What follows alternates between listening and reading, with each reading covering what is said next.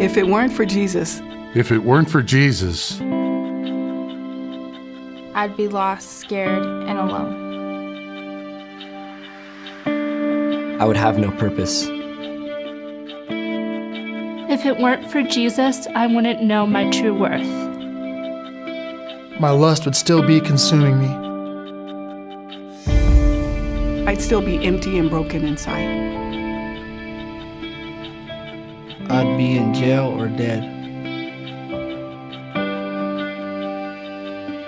I would still be carrying a load of guilt and shame. My life would still be filled with discontent. I'd still be filled with loneliness and despair.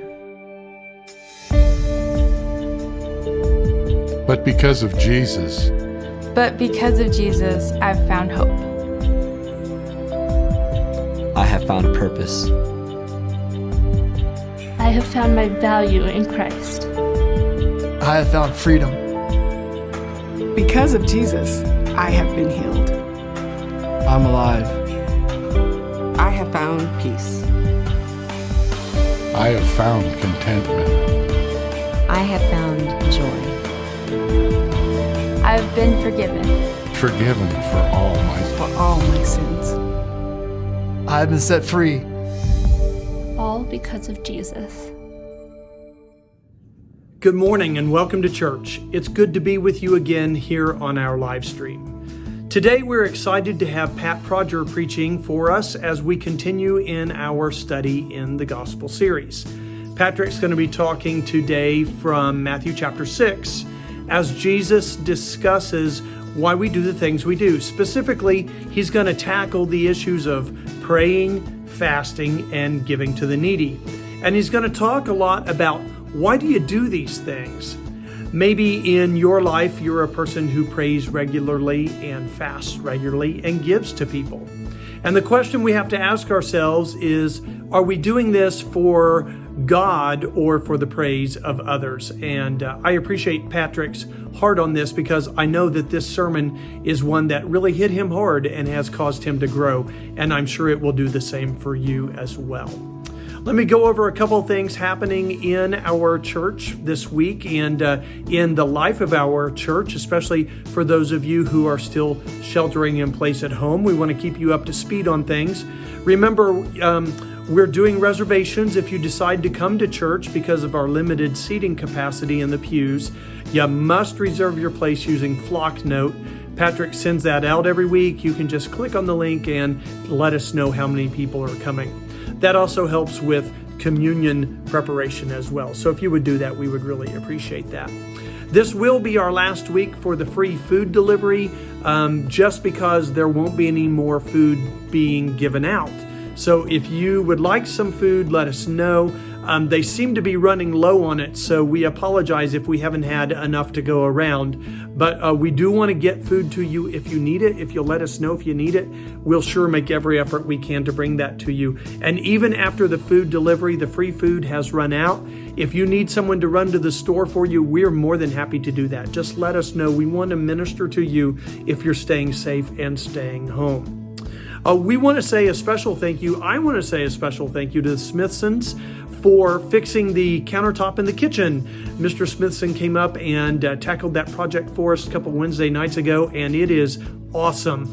That laminate is glued back down solid and is in good shape. So thank you so much for doing that, Matt. We really appreciate it. That was a very kind thing of you to do for us. I want to especially let you know that the CKM, the children's ministry, is moving to the youth building on Wednesday nights, where they have enough room to utilize that space, and so we're excited for them to be out there. The students will continue to be in the sanctuary where we can spread out and be safely, 6 feet away from each other and using that space as well. So God provides for us during this time in our facilities to make the most use of the space that we have. So thank you for being willing to allow us to share the space to continue to do the ministry that God calls us to do for His kingdom. Also, we're excited to be kicking off our YAM program this week at 6 o'clock. At our house, we're going to have the students over to swim. And if you want to join us for that, you don't have to be a student. And by student, we mean college-age students. But if you want to come hang out with us for a little while, dip your toes in the water, we'd love to have you. Just come on over our place, 6 o'clock. We're grilling hot dogs on the grill. And so we'd love to have you join us. Lots of exciting things happening. In spite of COVID, do continue to pray for a cure. A lot of people getting sick, and pray that a vaccine can be found, and do your part. Be safe out there, wear your mask, and also be the church, be the love of Jesus to those who may be hurting in this time. We just pray you will be uplifted as we join in worship together and as Pat brings us a message. God bless and have a great Sunday worshiping together.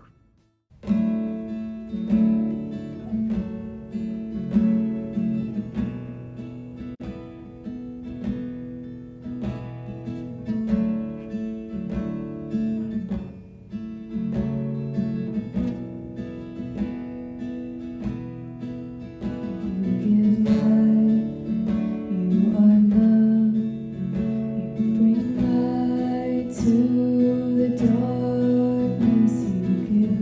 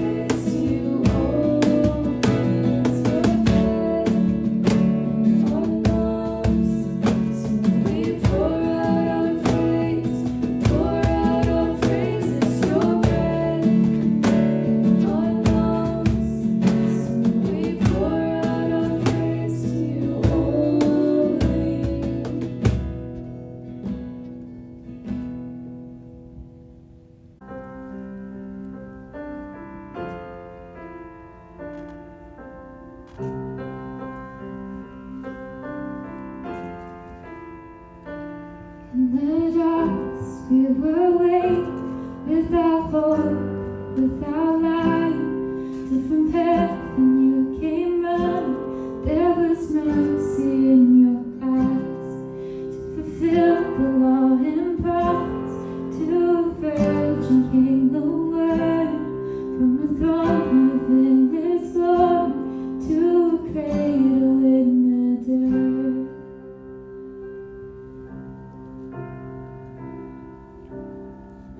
And praise the Father, praise the Son, praise the Spirit, three in one. God of glory, majesty, praise forever to the King of Kings. To reveal the kingdom come and to reconcile the lost, to redeem the whole creation. You did not despise the cross. For even in your suffering, you saw to the other side, knowing this was our salvation. Jesus, for our sake you died.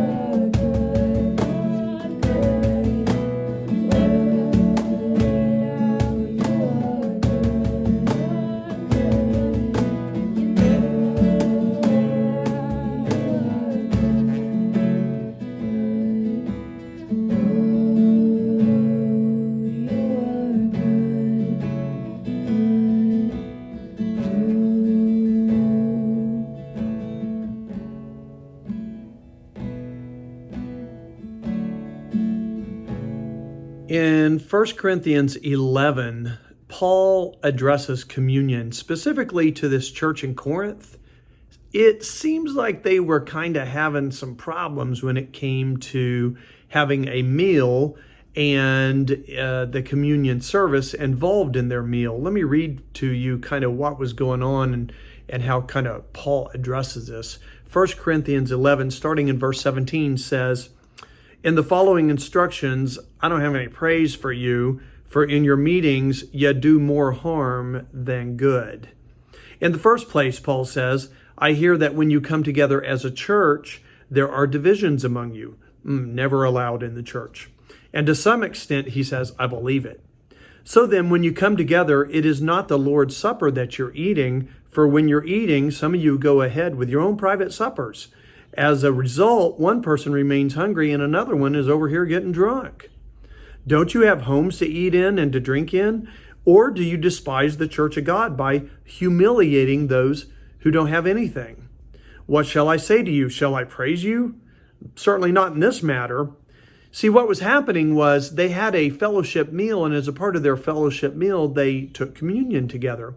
But some of them got impatient, and so what they would do is they would get their food and they'd get their wine and they'd go off in the corner and have their own little, private dinner with the people that they wanted to eat with. And while they were over there munching down and drinking their wine and getting drunk, there were other people over here on the other side of the church building, the fellowship hall. They hadn't eaten yet. So the people over there, they weren't waiting on the people over here who didn't get any food, and maybe the food ran out and they didn't have anything to eat at all. So what does Paul do? He goes back to the basics. Verse 23, he says, "For I received from the Lord what I also passed on to you," meaning he got this straight from Jesus. "The Lord Jesus, on the night he was betrayed, took bread, and when he had given thanks for it, he broke it and said, 'This is my body, which is for you. This do in remembrance of me.' In the same way, after supper, he took the cup, saying, 'This cup is the new covenant in my blood. Do this whenever you drink it in remembrance of me. For whenever you eat this bread and drink this cup, you proclaim the Lord's death until he comes. So then, whoever eats the bread or drinks the cup of the Lord in an unworthy manner will be guilty of sinning against the body and blood of the Lord. Everyone ought to examine themselves before they eat the bread and drink from the cup." As we get ready to have our communion together today, I want to remind you that this is the gospel. And the gospel is God saves me even when I don't deserve it. But I get everything from God. I get all the blessings, all the forgiveness, all the grace, all the future promises of heaven. I get life with Jesus right now today. I don't deserve it, but I get it. And I am changed, or I'm being changed. But as we come to communion, we have to ask ourselves that question. Am I being changed? Am I walking on that narrow road that Jesus talked about, or am I on the broad road that he talked about? We talked about that last week. Communion is a time when we're supposed to examine ourselves and ask those hard questions. I think sometimes communion is a time when we kind of get reverent and holy and we get all quiet and we try to keep our mind from wandering. But it's supposed to be a specific time when we're reflecting on our lives. If you have trouble focusing and concentrating during communion, I just want to encourage you, go back to the Beatitudes and examine yourself. Go back to Matthew 5 and read, "Blessed are the poor in spirit," and ask yourself, have I been broken before God this week, poor in spirit, really humble with myself and honest with myself? When I have wanted to choose that broad road, have I stopped and said, wait a minute, what are you doing? We need to get real honest before God again here. How about verse 4? "Blessed are those who mourn." Have I mourned over how little I've thought about Jesus this week? How little I've wanted to walk on that narrow road? How often I've rushed into the sin and the temptation that's been in front of me? How about the next verse, verse 5? "Blessed are the meek." Have I been submissive to God this week? Or have I just lived my life doing whatever I've wanted, not even really kind of thinking about God and Jesus? How about verse 6? "Blessed are those who hunger and thirst for righteousness." Have I been hungry to be with God this week? Have I been hungry to be in his word this week? If not, what can I do about that? And then verse 7, blessed are the merciful. Am I a merciful person? And the pure in the heart and the peacemakers. Have I been that at all this week? Am I that kind of person in my life? And then finally, Jesus says, blessed are those who are persecuted because of righteousness. Have I stood up for what is right? Have I been a person who has stood for Jesus this week? Ask yourself those questions as you take the Lord's Supper today, and be honest. Let's examine ourselves together.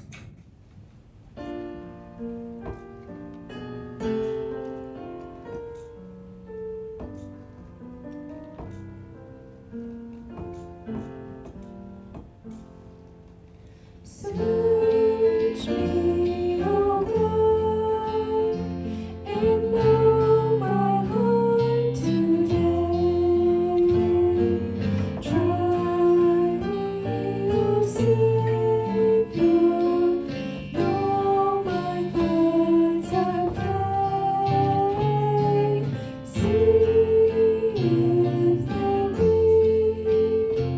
some wicked way in me.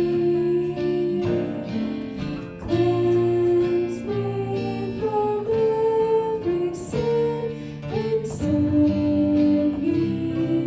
free. Lord, take my life and make it wholly thine. Fill my full heart with thy great bounty divine. Take all my will, my passion, self, and pride. I now surrender, Lord, and me abide.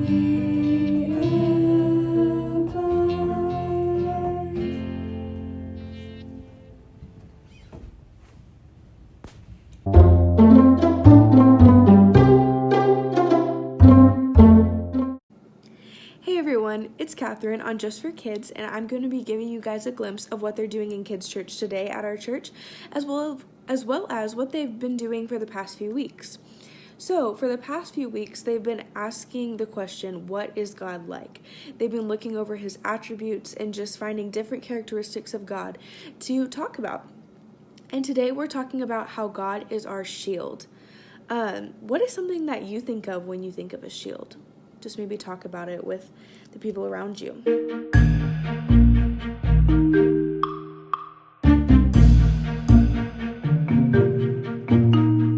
For me, when I think about a shield, I think about a knight in shining armor. I think of someone really strong, and I think of protection. Your shield is used to protect you in battle from attacks.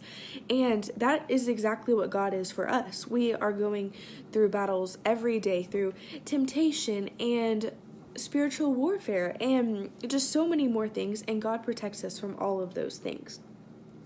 One example of God protecting his people in the Bible, in the Old Testament actually, is when God led his people through the Red Sea, because God's people were being chased by the Egyptians because they had just gotten out of slavery, and the Egyptians decided, well, actually, we didn't want to let you go. And so the Egyptians were chasing them, and God opened up the Red Sea and led the Israelites through the Red Sea and closed the sea back on to the Egyptians, protecting his people like he does with us every day. God has done this throughout the entire Old Testament in so many different stories, in the New Testament as well, and he's still doing it today. I want to ask you guys another question. What is something that you need to be protected from? What is the scariest thing that you can think of?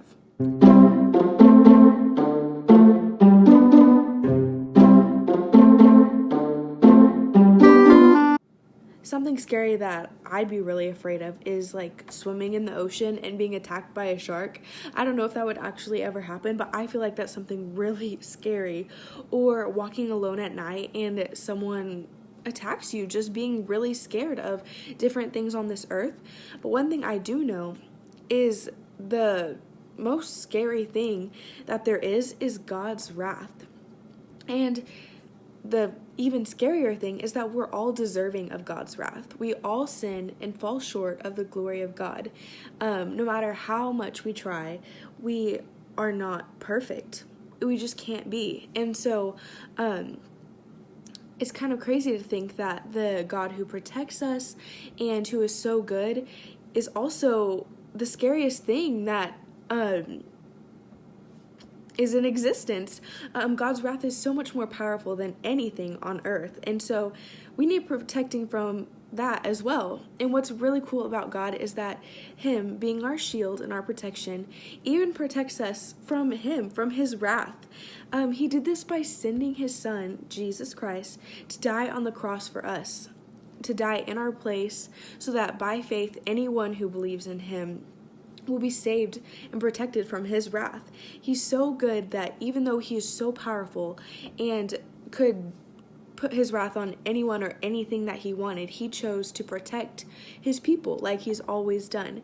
And I just think that's so amazing and so worthy of sharing. Today we are going to do one memory verse, Psalm 7:10, and I'll give you just a minute to open your Bibles to that and I'll read it. So this is Psalm 7:10. It says, "My shield is God Most High, who saves the upright in heart." That's so cool. God really is our shield, guys. And I hope that you learned a lot from this lesson, as well as what the kids are going to be learning. And if we have some kiddos out there today, hey guys, I'm so glad to get to learn with you and share with you. But just remember that God is your shield and that He protects you from all things. Bye, guys.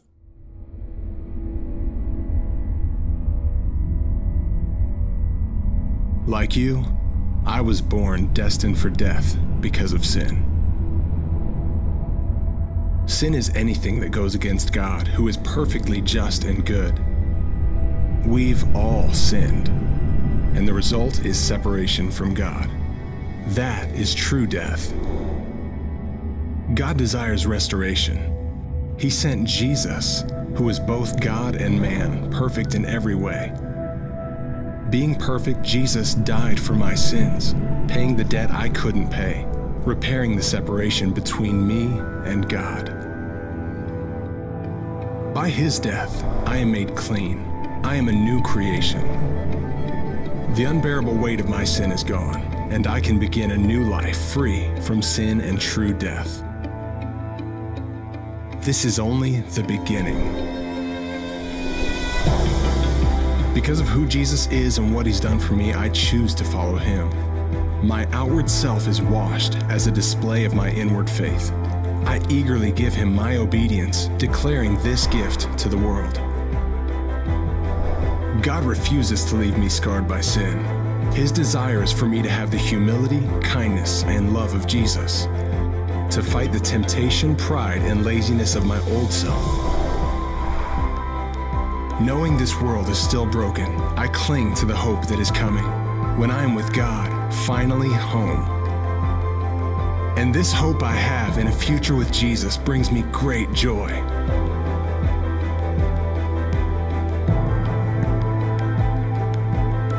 This is what God has done. I deserved death. Jesus died in my place.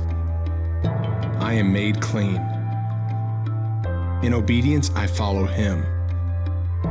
I grow in faith, and my future hope brings new life. This is amazing grace. This is the gospel.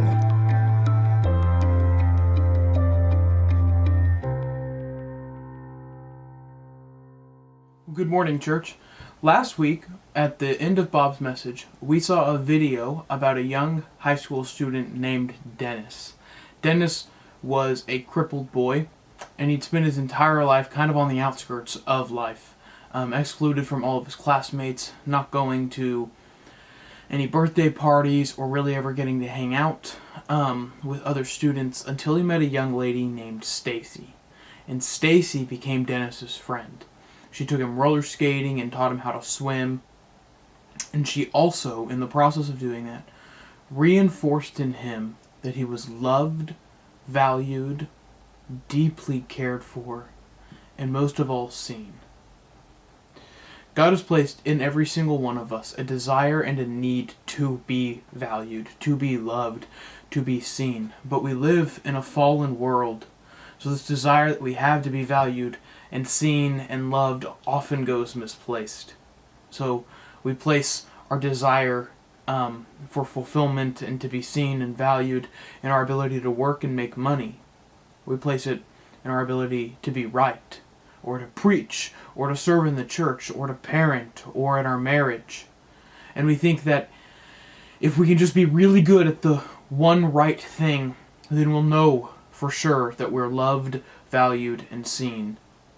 The only thing is that at some point our work gets interrupted because we lose our job, or we have to retire, or our marriage ends and we become a widow or divorced.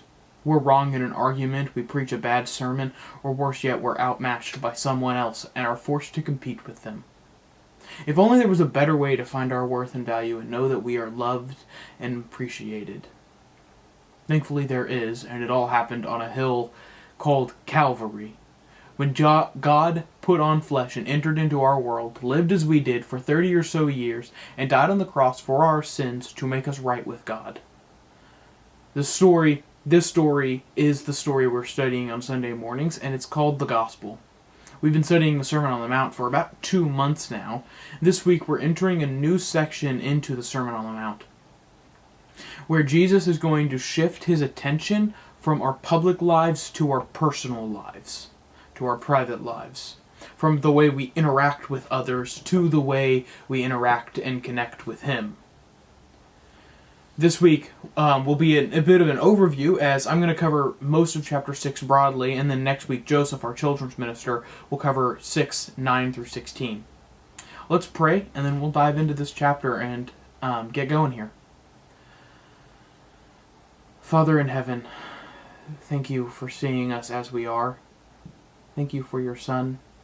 Thank you for your goodness in our lives, Lord. Will you help us to stay on the narrow path that leads to your light and your life?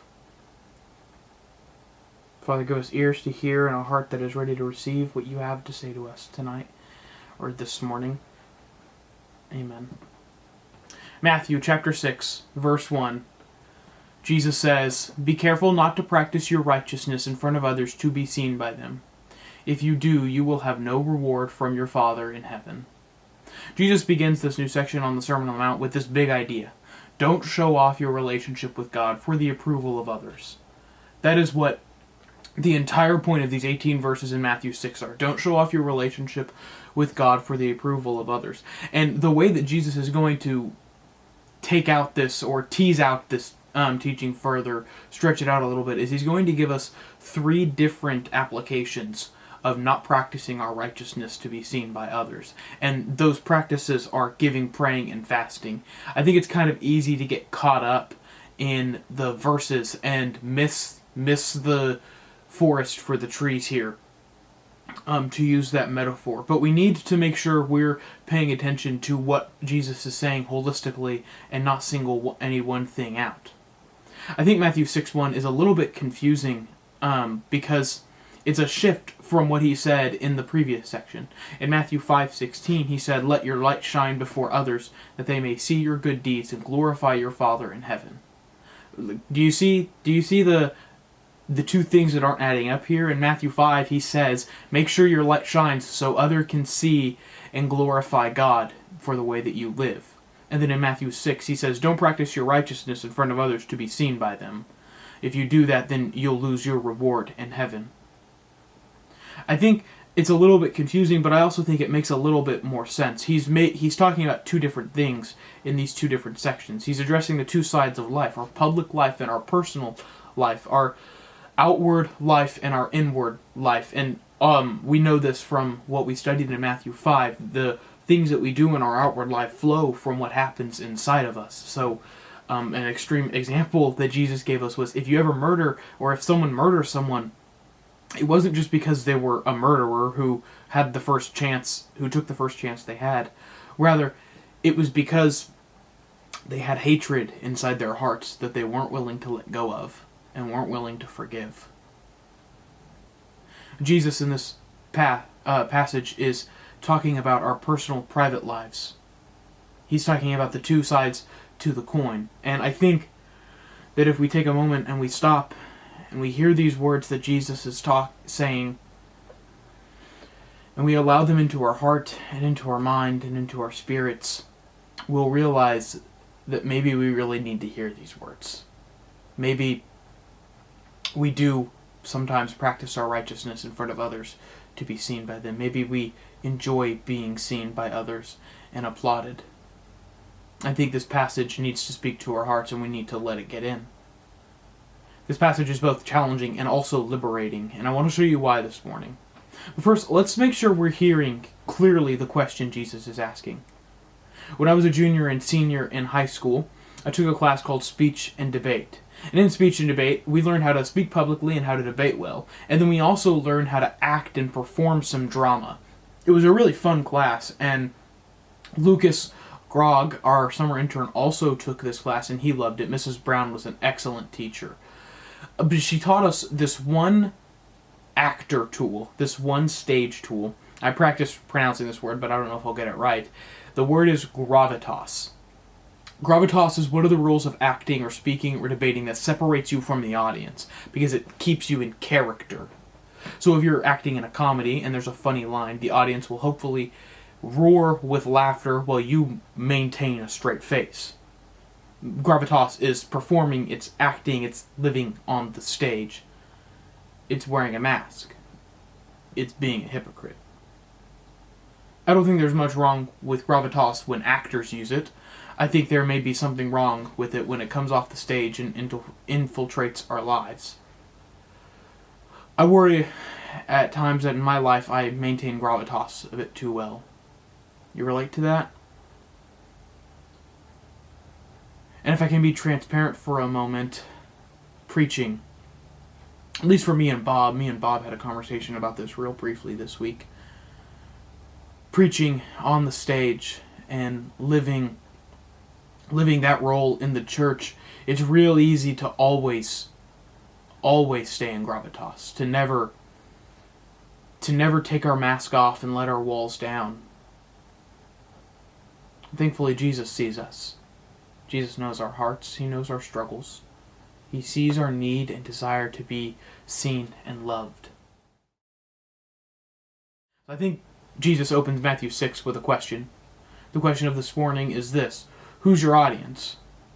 Who are you performing for? Who do you want to please? Because there are two options we can take when it comes to pleasing others in our lives. One is bad and one is good. One is temporary and one is eternal. One is insufficient and one is more than we could ever ask for. One is a user and one is a giver. One is hateful and one is loving.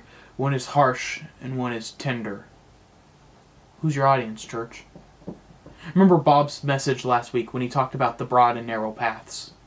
The broad path that most everyone will follow, especially in the church, is one that wears the mask, that maintains gravitas, that their audience is other people. That's what the Pharisees did, and that's what Jesus is talking about in this passage. The narrow path is the path that seeks to please our Father in heaven. And that's the question Jesus is asking us this morning. There are three examples he specifically addresses that we're just going to walk through together, and then at the end we'll tie it all together a little bit. But the question that Jesus is asking us is, who's your audience? Let's look at Matthew 6:2-4.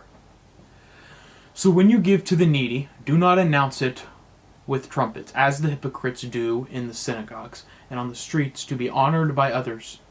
Truly I tell you, they have received their reward in full. But when you give to the needy, do not let your left hand know what your right hand is doing, so that your giving may be done in secret. Then your Father, who sees what is done in secret, will reward you.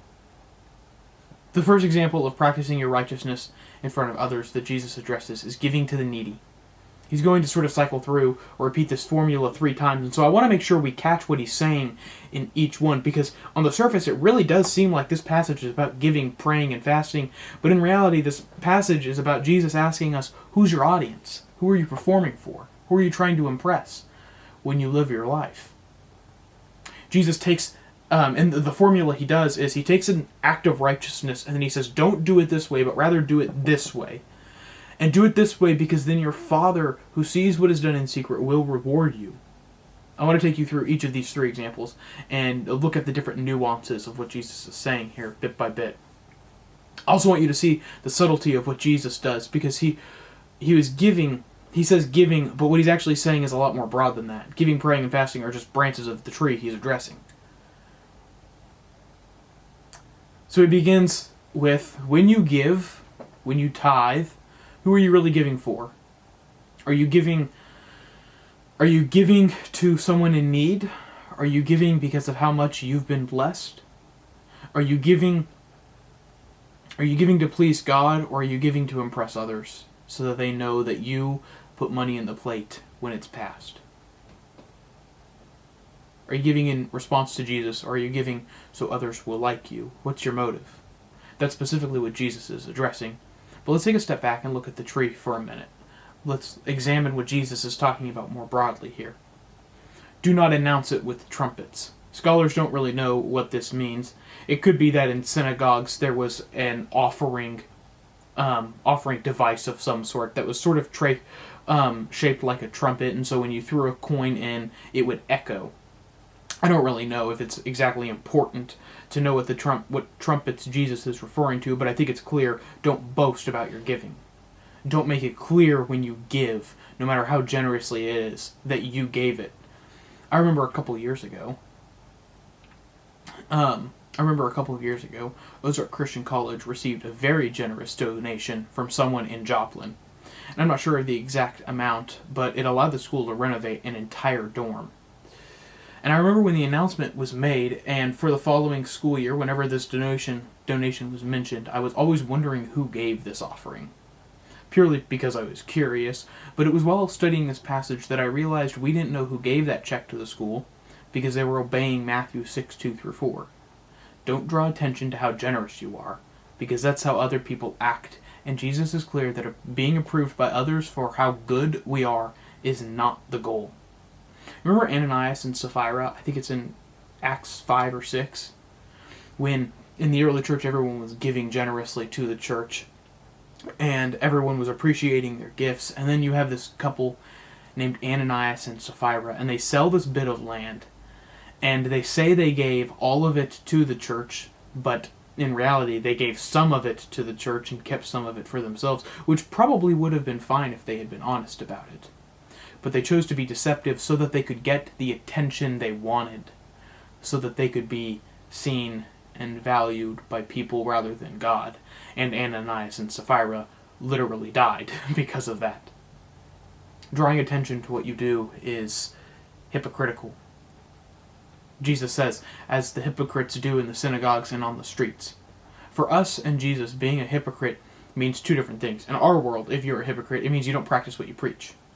But for Jesus, as I mentioned a moment ago, a hypocrite was a stage actor. It was an actor who concealed their face with a mask, and so they literally became someone else on the stage, and then was somebody else off of the stage. I don't think there's anything absolutely wrong with that. It's just like an actor in Hollywood wearing makeup for a role.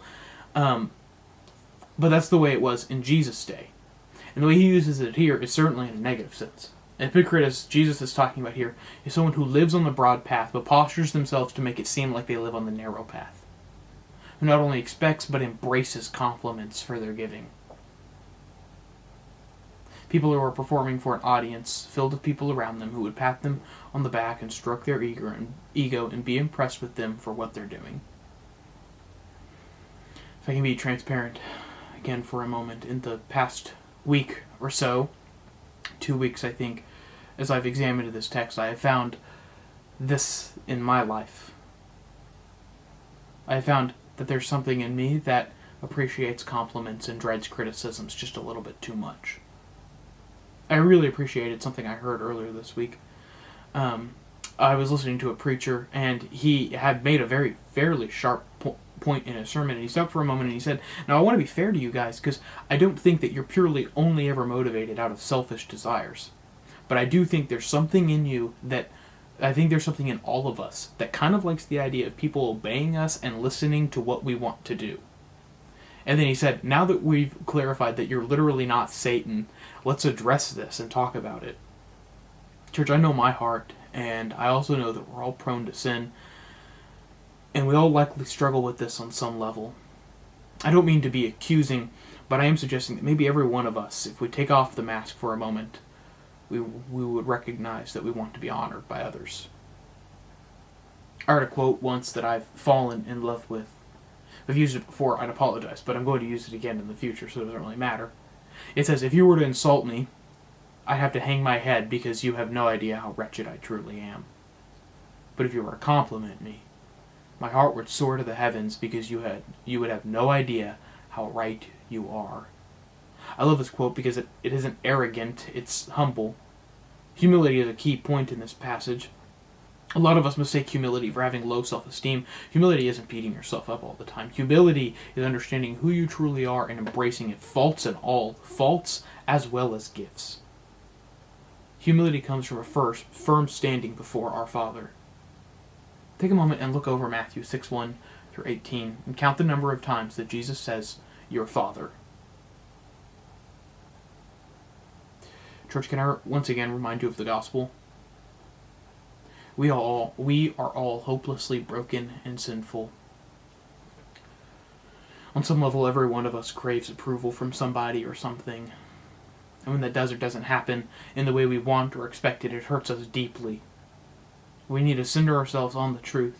Though we deserve absolutely nothing, God in His goodness gave us everything by having His Son die on the cross for us, so that now the most important thing about us is that we have been brought into His family.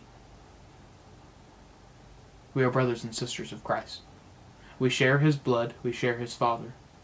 If we not walk the narrow path, if we listen to His voice of approval over us, we will be firmly rooted in who we are. There are going to be times in our lives when people compliment or criticize us. And there are going to be times when we actually need to agree with a compliment or a criticism. That can only happen when our feet are firm in the fact that God is our Father, we are His children, and He loves us. And if we, who have been purchased by the blood of Christ, look for somebody else, look for that approval somewhere else in life, we're saying to God, your approval isn't enough for me. Now that we've looked at the first branch of this tree that Jesus has taken us to in this teaching, and we've heard the question loud and clear once again, who's your audience? And we've addressed the bad example of giving. Let's look at Jesus' second illustration, prayer. Matthew 6:5 through 8. And when you pray, do not be like the hypocrites, for they love to pray standing in the synagogues and on the street corners to be seen by others. Truly I tell you, they have received their reward in full. But when you pray, go into your room, close the door, and pray to your Father who is unseen. Then your Father, who sees what is done in secret, will reward you. And when you pray, do not keep on babbling like pagans, for they think they will be heard because of their many words. Do not be like them, for your Father knows what you need before you ask Him. I remember several years ago when a man named Tim Tebow was playing for the Denver Broncos. I can't remember what position he played, but I do remember that whenever he would make a play, he would Tebow or stop and pray. And I also remember that there was a lot of complaining over this because of this passage that Jesus said, when you pray, go do it privately. And I don't know Tim Tebow's heart, so I can't make a judgment call either way on what exactly his motives were. It could have been that he wanted to impress everyone and show that he wanted attention for how good of a football player he was. Or it could have been that he knew his own heart and he wanted, after he made a successful play every time, he wanted to stop and give God glory in that moment. I think that would be an appropriate way to do this. Jesus is not banning public prayer, and He's not banning group prayer either. It's tempting to think that because of this passage, we should never let anyone know how much we give, how we pray, or when we're fasting. I think Jesus is actually saying, Don't let people know you're giving, praying, or fasting in order for them to be impressed by you. Don't brag about what you're doing for your Father. He says not to practice your righteousness in front of others to be seen by them. He's asking us, who's your audience? Now, this is not something I or Bob or anyone else can really determine for you. This is a heart-deep issue. But I think we all have an audience, and I don't know if our audience is all our Father. Do we pray publicly to earnestly go before the Lord in prayer, or do we pray publicly to impress those around us? That's the question that needs to be asked. It's not a sin to pray publicly. Jesus says, go into your room, close the door, and pray to your Father who is unseen, your Father who sees what is done in secret. It's not a sin to pray publicly. It is a sin to only ever pray publicly. Look at the kind of words Jesus uses here. Close the door, unseen, done in secret. This is a private prayer life. This is intimate. This is the thing.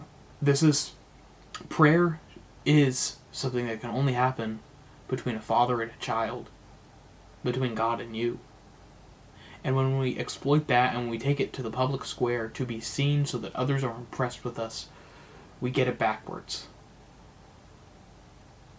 Next week, Joseph's going to talk a little bit more about this part of the passage, so I want to leave a lot of that up to him. Jesus continues to ask us the question, who's your audience? Throughout this passage, I hope we're tracing it well, and make sure we see this throughout. Let's jump down to the third illustration Jesus gives us in this passage. Matthew 6:16 through 18. When you fast, do not look somber as the hypocrites do, for they disfigure their faces to show others that they are fasting. Truly I tell you, they have received their reward in full. But when you fast, put oil on your head and wash your face, so that it will not be obvious to others that you are fasting, but only to your Father who is unseen. And your Father, who sees what is done in secret, will reward you. Let's look at one of the final pieces of Jesus' formula for practicing righteousness here. That is this idea of reward. Does that puzzle any of you? For me, it did. I didn't understand this for a couple days, but I think I have a better grip on it now than I did before. I'm not sure the exact reward is salvation. We understand that salvation can never be earned because we give, pray, or fast. But the reward that we do receive in life is certainly the relationship with Him. And certainly there's a now and later aspect to that relationship. But let's walk this line carefully. One of the blessings of any relationship is mutual benefits. What I mean is this. My friendship with my cousin Joseph is good for him and for me. Not in some business transaction kind of way, but certainly in some way. It's healthy. If it's healthy, then it's mutual. If I'm a good friend to him, then I will listen to him and be there with him to laugh and cry and encourage and correct when he needs it. And certainly if he is a good friend to me, he will do the same. On a much larger scale and a much more real scale, that's our relationship with God. It begins with the fact that we deserve nothing, but that through Jesus we gain all we could ever need. The reward Jesus is talking about here is the benefit of being in relationship with Him, not just for you, but for the people around you. When the relationship with God is right, everything else will fall into place. I don't mean life won't be hard, but I do mean that we'll be able to handle everything because we understand that in all things God works for the good, for those who love Him, who have been called according to His purpose. But there is a loud and clear warning in this passage. In each example Jesus is giving, praying, and fasting, He is ended by saying, if we do it with God as our audience and nobody else, we will receive a reward from Him. But He has also said that those whose audience is not the Father have already received their reward. And that reward is fickle human praise. Brief approval from the world that expects you to continually perform and outdo yourself. When the world is your audience, God is not. And the world can only give empty and hollow approval for a short time. When God is your audience, He provides you with all you need to live life with Him. The question at the beginning and end of your day has to be, who's my audience? Who am I living for? I want to give you 3 brief takeaways from Matthew 6:1 through 18 to kind of pull this together a little bit more tightly. Grab onto one or a couple of these and remind yourself of them daily for the next 7 days. This passage is actually liberating if you'll allow it to be. Let Jesus' words cut to your heart, but then let Jesus piece your heart back together from this. Let Jesus ask you, who's your audience? The first thing that I want to give you to take away is God sees you. God sees me. This is what it stirred my heart throughout the week, and this can both be a scary thing when we think God doesn't work for our good, but He does. He is a good Father. He knows what we need before we even ask Him. He sees us as we are and loves you where you are, no matter how attention-seeking you have been. Maybe have an honest conversation and address it with Him sometime this week. Remember, God's arms are open wide, and He wishes to embrace you wholeheartedly. The second thing I want to give you is, you don't have to perform. This comes from a recovering people pleaser. Me. We all want a nod of approval from somewhere. If we aren't firmly rooted in the gospel, that despite our brokenness, Jesus died for us and made us right with our Father, who does approve of us, we'll seek that approval from someone else, from somewhere else. The approval of this world is empty. The approval of God is eternal. And the third takeaway I want to give you is we should give, pray, and fast. That being said, though we should give, pray, and fast, we can't ever earn our salvation. We can't ever earn the right to be in relationship with God. But notice that Jesus doesn't say if you choose to give, if you think about giving, if you want to fast. He says when. So remember, you don't do any of these to earn God's approval. You do them as a response to God's approval. You give because of how much He has given you. You pray because He wants to hear from you. You fast because you need to remember that you live on Him and Him alone. That He is your daily bread. Let's pray, church. Father, thank you for your goodness and for how much you love us. Continue to work in us and root us in the gospel. Help us to establish our footing in your promises. Help us and heal us. Amen. Church, who's your audience?